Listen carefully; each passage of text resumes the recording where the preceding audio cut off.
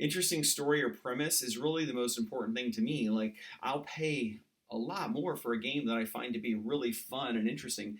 One of my favorite games that I've ever paid for was literally 99 cents. It's called Field Runners, and it is so cheap, but it was only 99 cents to purchase it, and then it was like I bought all the other um,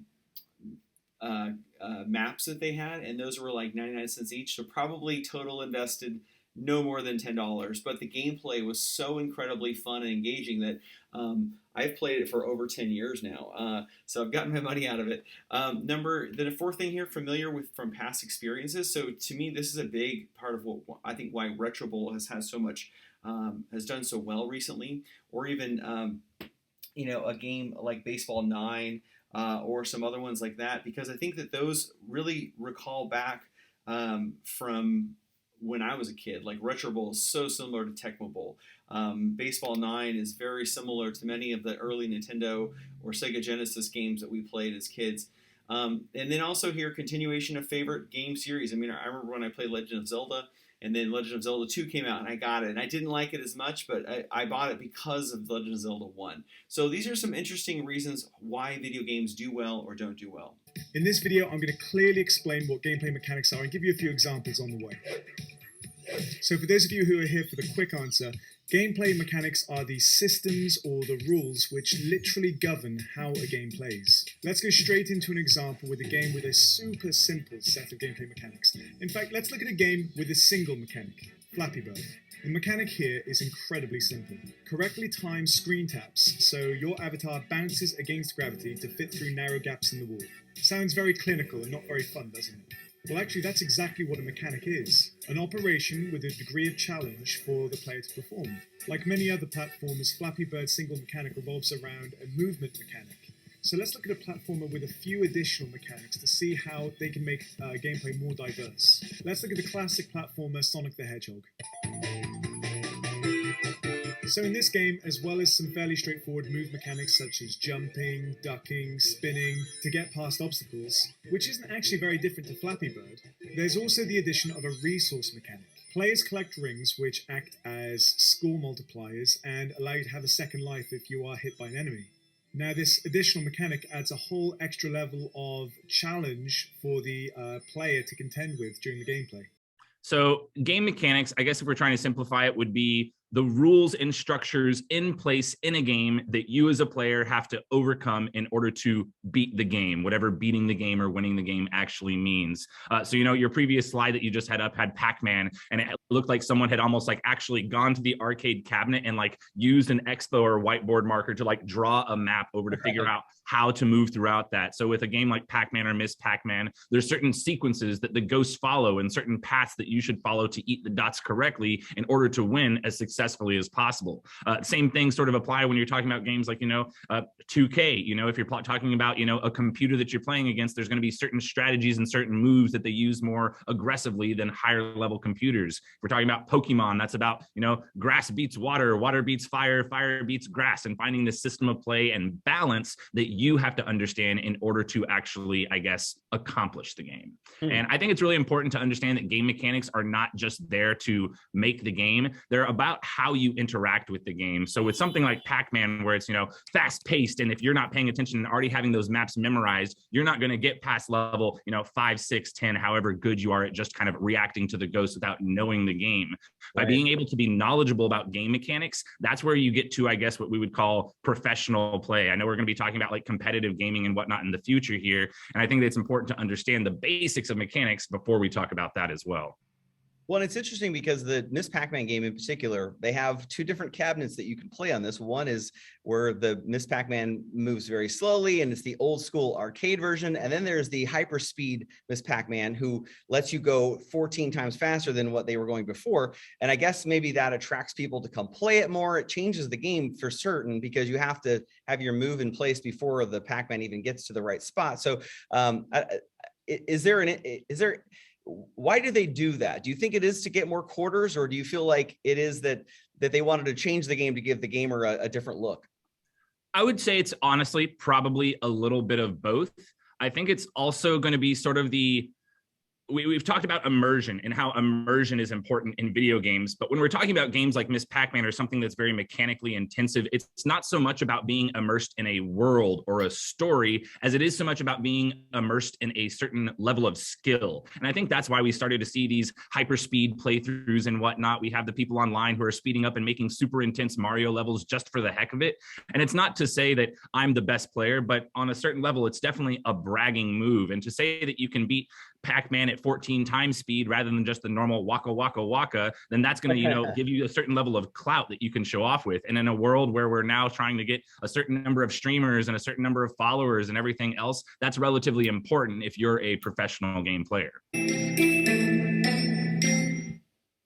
Gaming Bolt presents 16 best games with emergent gameplay. Emergent gameplay has been quite the topic over the years. The classic definition involves gameplay, quote, emerging from player agency, as they exploit mechanics in ways the developers didn't intend. However, offering enough freedom to the player and unique systems for different possibilities to come about can also contribute to emergent gameplay. With that in mind, let's take a look at 15 of the best games that provide this unique form of entertainment. Monster Hunter World.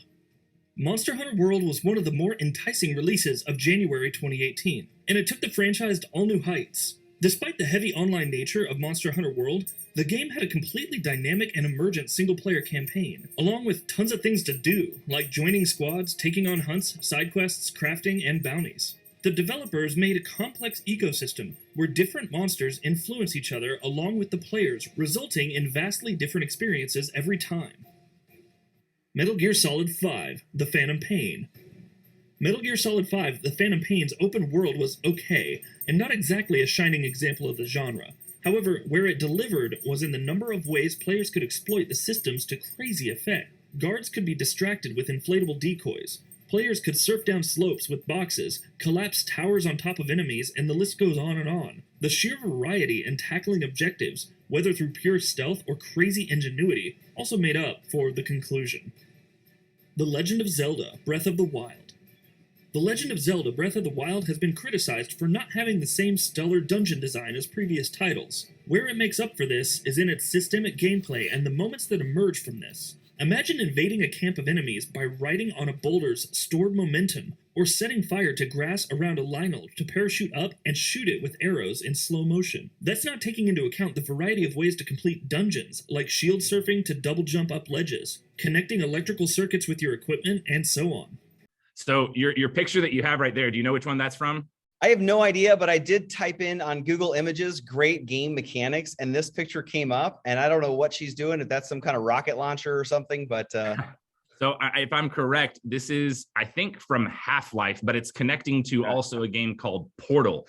And Portal is a game where you have a portal gun, and it creates two portals, an A and a B. And depending on where you place those portals, you're going to move to a different part of the level. Sounds kind of boring until you get introduced to the physics engine in the game, where it's a matter of, oh, I have to put my portal on the ground right next to me so that I can walk into it, place another portal on the ceiling so I can have downward momentum to fall down, and then shoot another portal down beneath me while I'm falling down onto that portal so I can make an infinite loop to speed up my character to launch it across the map to get to my goal. It's a very, very awesome game, and it's something that can be run on a really old computer, and it's really, really cool in terms of trying to figure out the puzzles in the game. Another game that works like this for me as well would also be Fez. And I think there's a lot of really cool independent game developers out there who really pay attention to their mechanics and what they're doing and trying to make a unique game.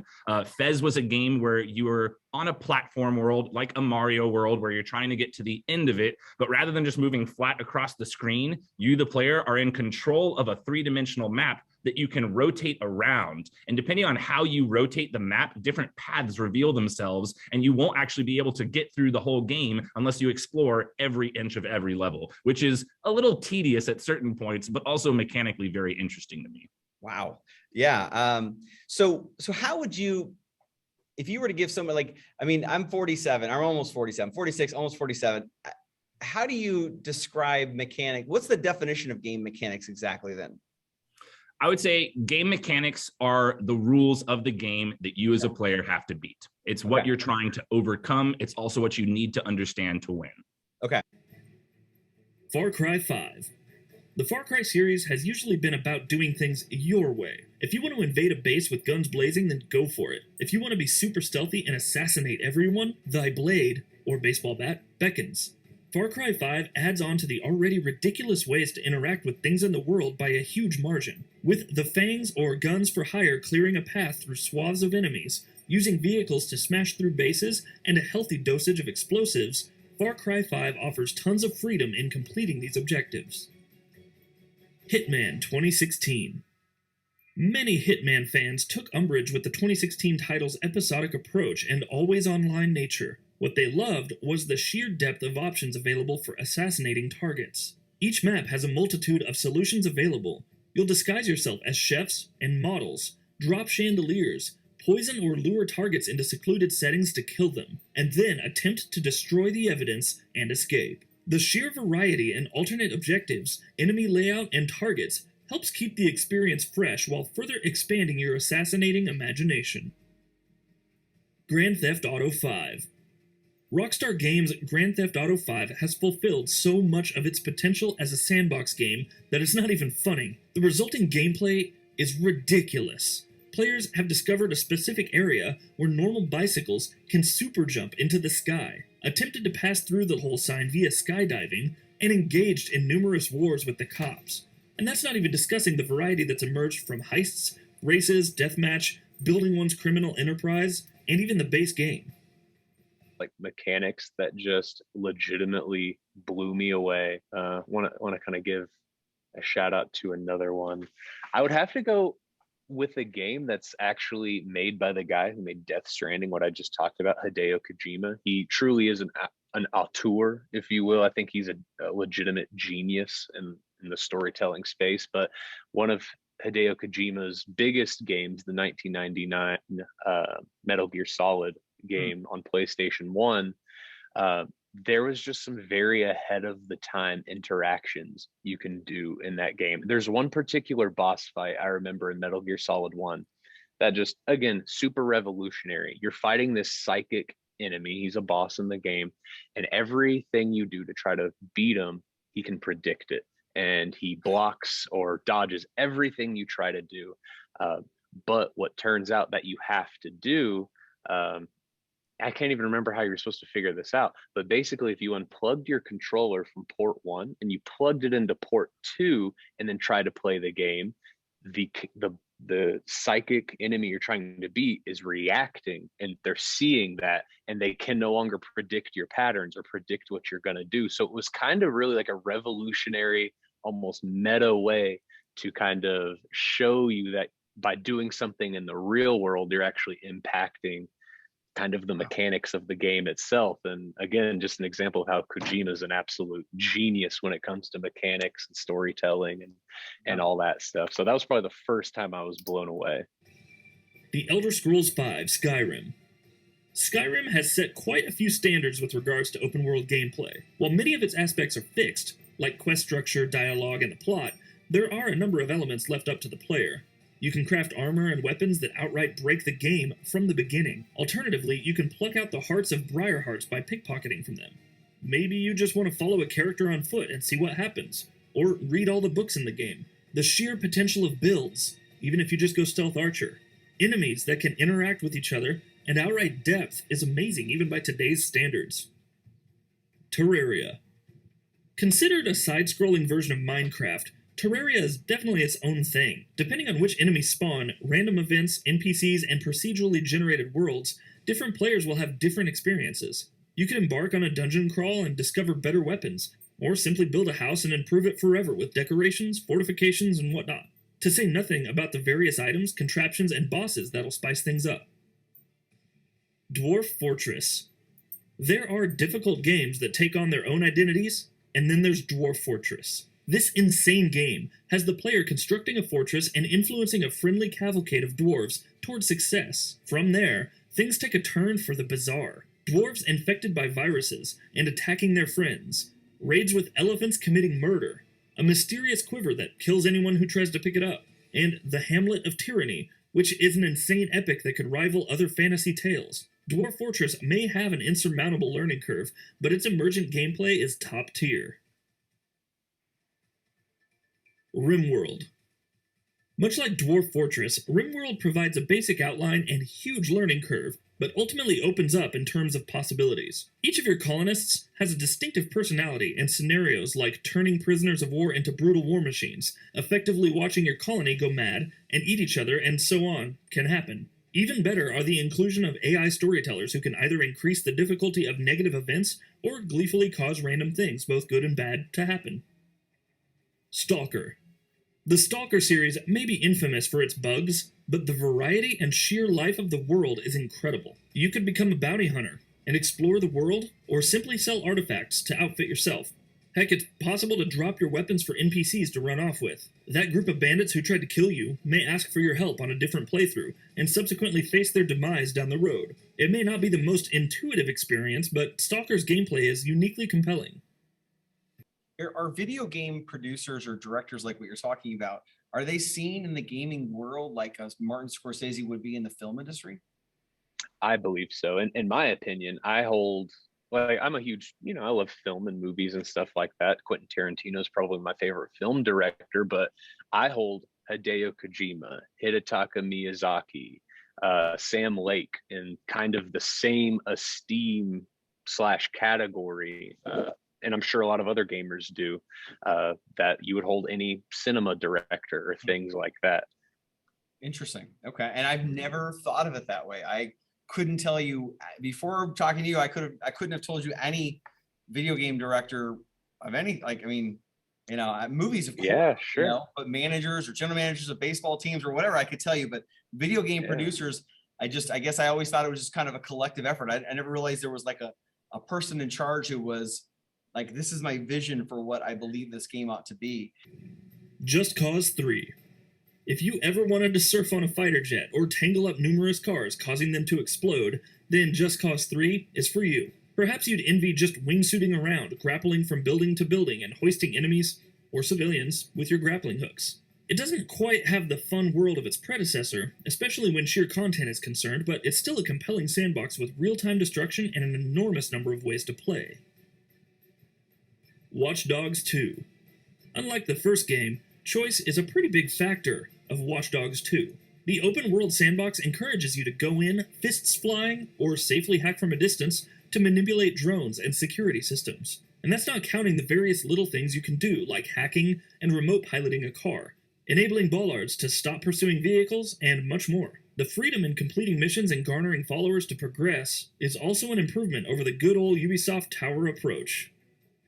Assassin's Creed Origins. Though Assassin's Creed Origins doesn't exactly lend itself to stealthy gameplay, whether it's due to the movement of Bayek or level advantages of stronger enemies, it's still brimming with things to do. The emergent part comes from different factions battling each other. If Bayek doesn't interfere, these incidents will just see the AI doing its thing. Other things, like hallucinations when Bayek is dehydrated or being ambushed by bounty hunters called Phylax, also mix up the gameplay. Middle-earth: Shadow of War. The first game introduced the Nemesis system, wherein the player would develop various nemesis and either kill or brainwash them into sleeper agents. Middle-earth: Shadow of War takes the concept even further, with forts to conquer with unique obstacles, orc followers who will stay loyal, or even betray you if they're let down, and a whole myriad of different nemesis that can be created. It's incredibly complex, but still very accessible. You'll never really know what to expect in a single playthrough. Dishonored 2. Though it may seem like a straightforward stealth game, Dishonored 2 presents a pretty large array of sneaking, stabbing, slicing, exploding, and deviousness for players. It expands on the first game's options, allowing you to link enemies together and kill them simultaneously, or shadow walk and crawl through crevices to avoid them. Each level is a playground, brimming with objects to manipulate, and with 2 playable characters, you have even more ways to dismantle your foes. So far, it feels like we're sucking the life out of games and exposing them as repetitive tasks, right? Well, that's kind of what games are if you really think about it. Bear with me a second, I'll explain. Let's look at a more complicated example like Halo, a game with a broad range of mechanics, and one which is critically and commercially considered very successful, so it must be fun. This game is a shooter, so let's look at its combat mechanic. Well, this really consists of aiming at a target and hitting it enough times to die. There's also the movement mechanic, which isn't really any different to Sonic. You use a combination of ducking and jumping to get past slightly prettier barriers. The only difference here is that we're in first person. Even the inventory mechanic is a simple case of selecting which 2 weapons you'll have access to.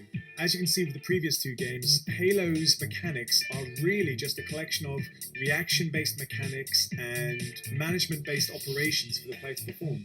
But we don't experience them as that. We experience the visuals, the storyline, the competitive leaderboards. It's the combination of these things which make games so fun and compelling. But when you strip all of those things away, those operations that you're left with, those are gameplay mechanics. So what's gameplay then? Well, many see gameplay as merely the combination of a set of mechanics, but I think it's much more than that. I tend to think of gameplay as the illusion of whatever the player feels like they're actually doing, as opposed to what they're literally doing with the mechanics. Let's look at Diablo 3 as an example. Now, in terms of gameplay, the illusion, what the player feels like they're doing, Diablo 3 sees characters descend into dungeons to use a combination of well-honed abilities and hard-earned equipment to overcome increasingly powerful demons of hell in epic close-quarters combat.